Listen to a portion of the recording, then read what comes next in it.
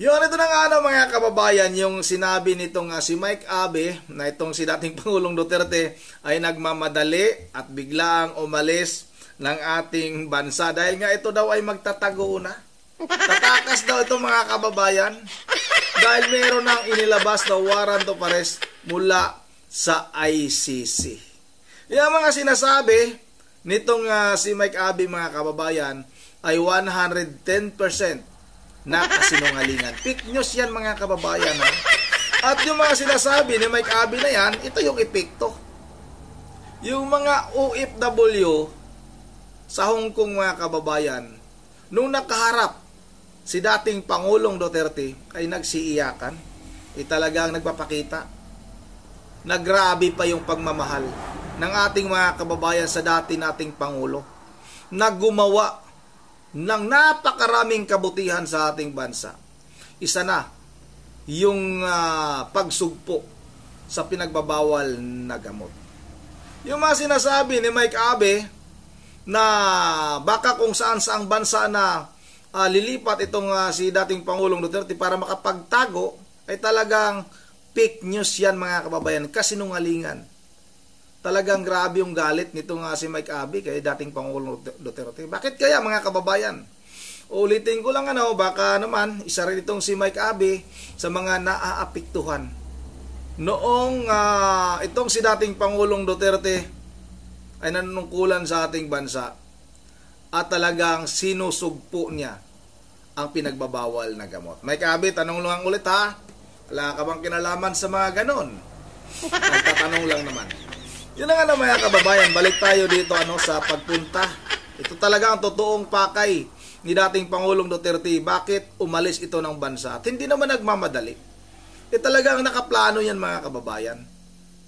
Dahil nga, itong si dating Pangulong Duterte ay naimbitahan doon sa Hong Kong para makipagkita, makipagsalamuha doon sa ating mga kababayang OFW. Thanksgiving ito mga kababayan. Papapasalamat kay PRRD o former President Rodrigo Roa Duterte mga kababayan. Talagang nakakaiyak. Talagang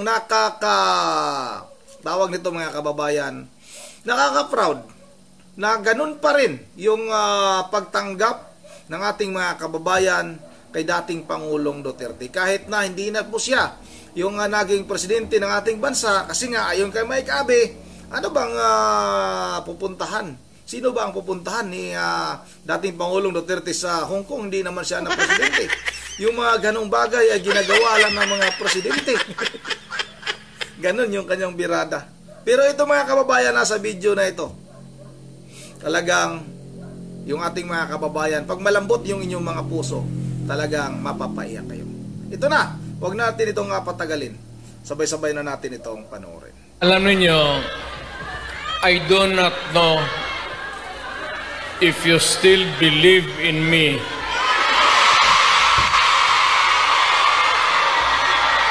Pero nakatingin ako sa inyo. Ano ko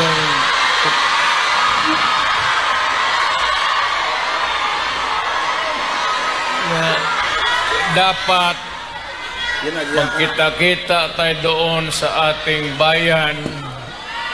Kaya lang sa sitwasyon natin ngayon, kailangan talaga pupunta tayo sa ibang bayan maghanap buhay.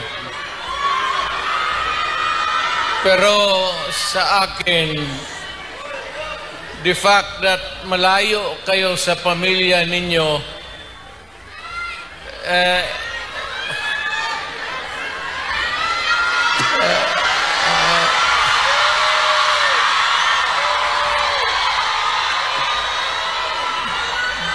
dama ko yung lungkot at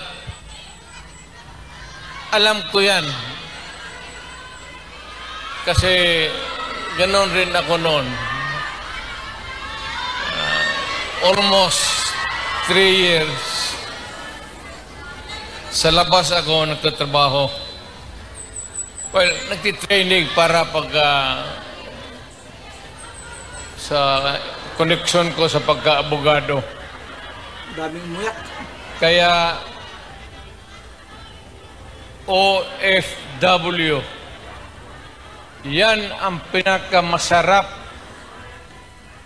na magkikinig ako. OFW, mabuhay kayong lahat.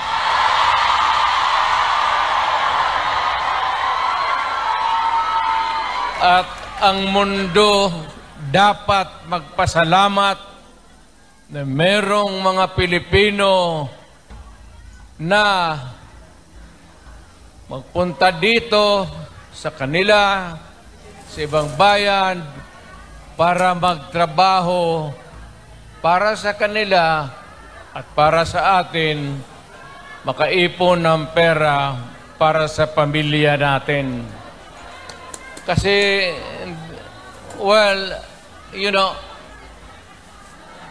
it would take about 7 to 10 years bago mawala itong sitwasyon natin na ganito. But in the meantime, that we are not really ready economically to provide opportunities na trabaho para sa lahat, then I said, napipilitan tayo dito maghanap ng trabaho para sa ating mga pamilya. Kaya ako ngayon dito, this is not the first time that I have kaharap ko kayo. Tanggapin na lang natin kung ano ang nasa palad natin at magdasal tayo na yung pagod ninyo ngayon dito ang makinabang ang mga pamilya ninyo at ang mga anak ninyo. Mabuhay kayong OFW. Kaya yung lahat ng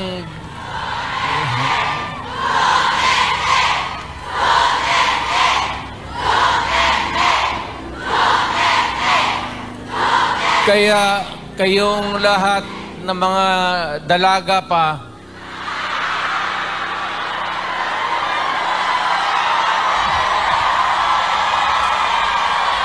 ilan ba kayo?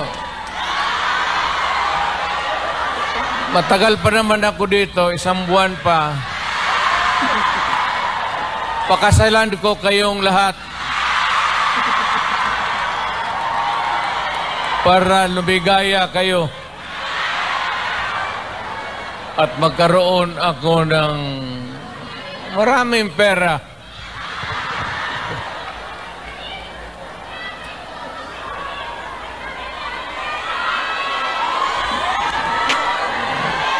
You know, hindi lang ito sa sabihin ninyo. Hindi ako nagbubula, ha? Yung mga taga rito na tumanda na nung nakilala yung pamilya ko. Yung matanda na, yung may karanasan sa Davao noon, alam ninyo yan na ang sitwasyon namin pareho sa inyo. Matagal kaming walang ama kasi abogado siya. Maano pa naman ang Pilipinas noon, ang hanap buhay nasa siyudad talaga. Ang abogado walang silbi dyan pag sa barangay. So, ganun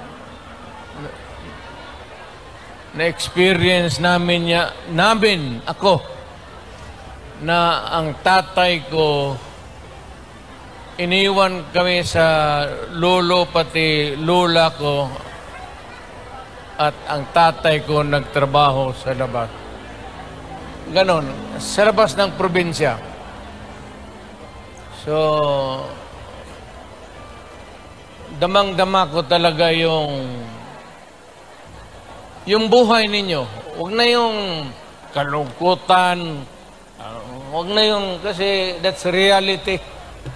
Ginusto mo natin sa hindi, kailangan talaga maghanap buhay. So, huwag na masyado yung mga sentimental na ano. Basta dito, punta tayo dito, nagtrabaho. At nandito kami, pinsan, napasyal ako, kasama ko ang anak ko. Saan ba si...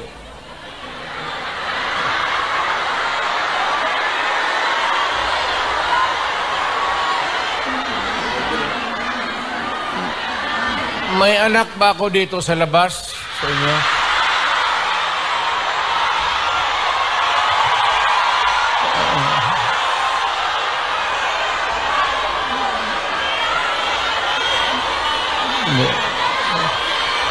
Sobra naman yung 5.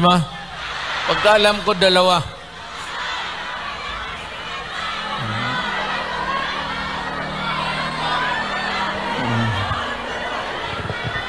Saan ba pamilya ko?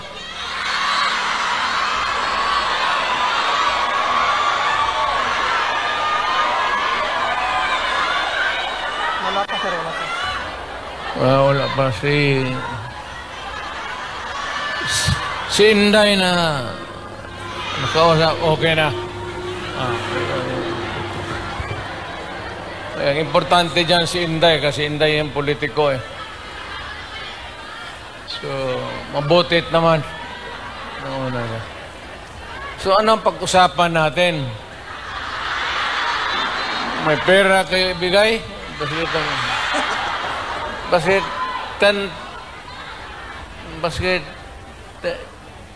10 Hong Kong dollars lang. Marang makina akong kitain dito.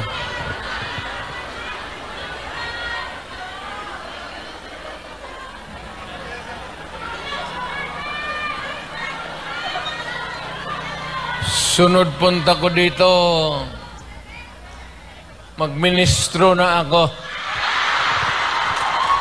Kasi pagtapos ng usapan natin, give kayo lahat.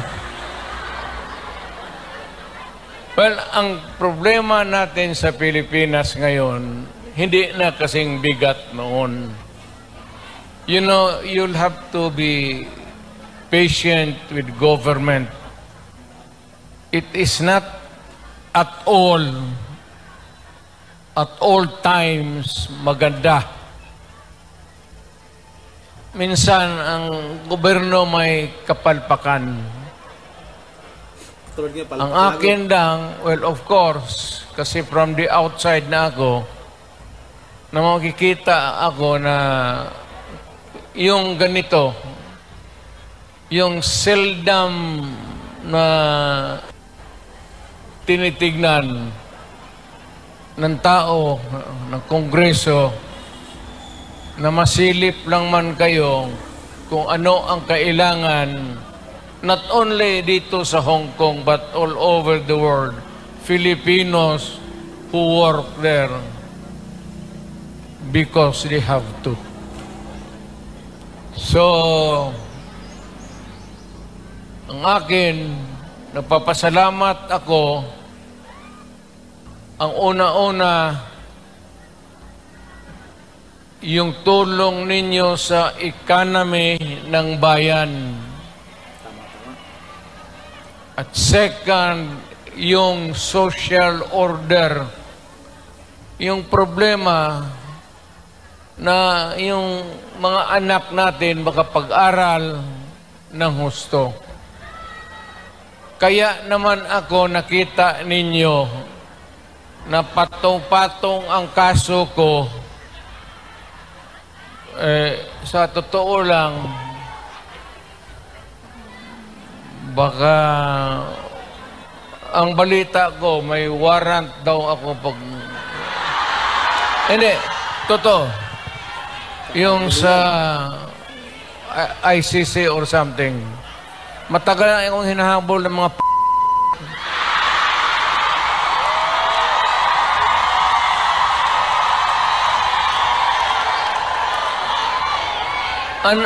ano man ang kasalanan ko Tama.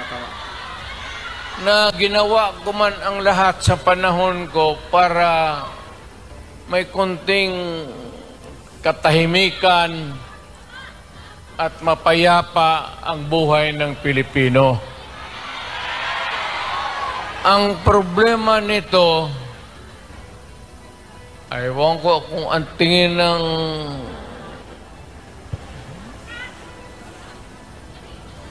ako'y raw yung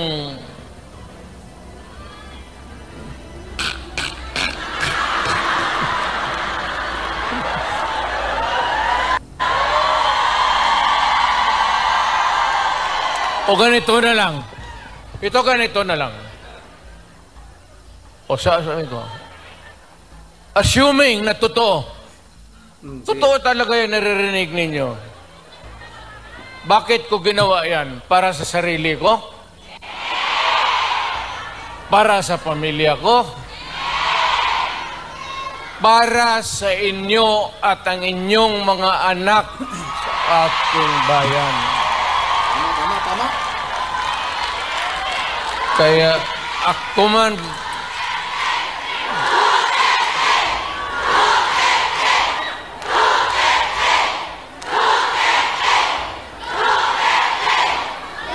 ang higiin ko na lang sa inyo, total, kung ganito man talaga ang swerte ko sa buhay, okay lang, tatanggapin ko yan. Wala tayong magawa hulihin tayo kung ikulong tayo. Kaya lang, meantime, mag-contribute kayo, baski $5, $10, para paglabas ko sa presuhan, pagawaan ninyo akong monumento katabi ni Rizal. Si Rizal may hawak na libro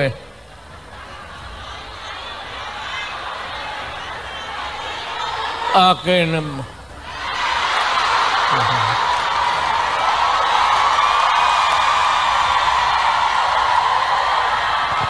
kaya bakit? Tumahimik ba ang bayan natin kung Pilipinas hold up dito, hold up.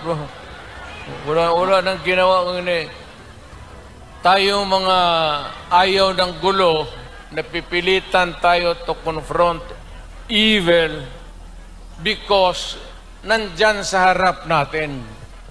Tama.